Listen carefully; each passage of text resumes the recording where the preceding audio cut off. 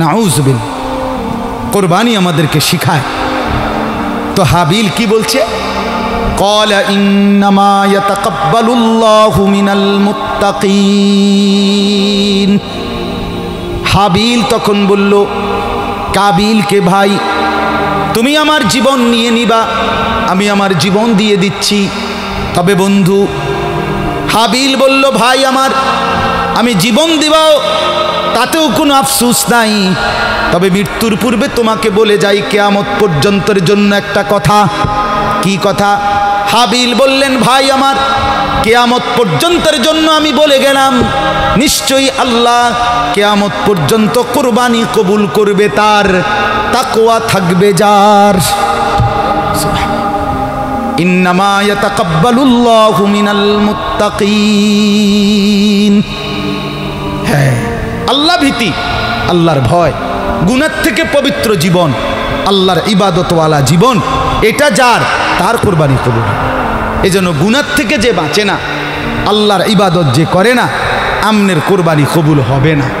দৈন্তান নাই কান্না। এমনি গোস্ত খাইতেন পারবেন, জোশ হইব, গোস্তও জোশ হইব। রুডি খোলাত দিলে রুডিও খোলাত ধইব, এটি ঠিক আছে, এটি অসুবিধা হইতো না।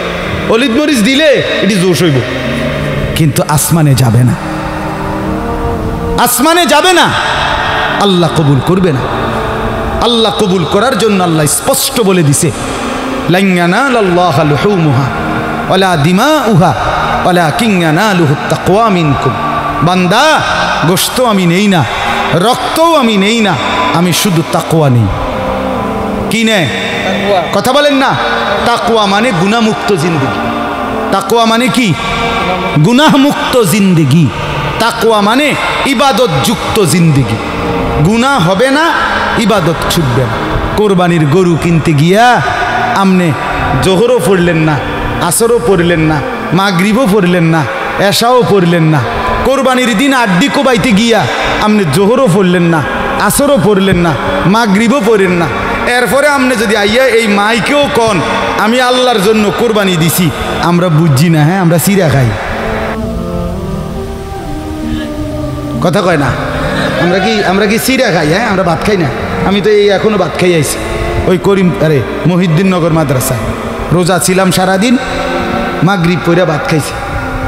আমরা কি চিরা চা ভাই? যে কোরবানি করতে গিয়ে আপনার এতগুলো নামাজ ছুটে গেল, এটা তো স্পষ্ট আপনি আল্লাহর জন্য কোরবানি দেন নাই। আল্লাহর জন্য কোরবানি দিলে নামাজ ছুটে কেমন? কোরআন স্পষ্ট আছে।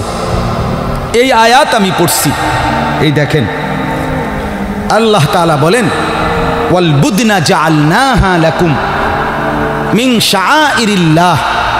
এই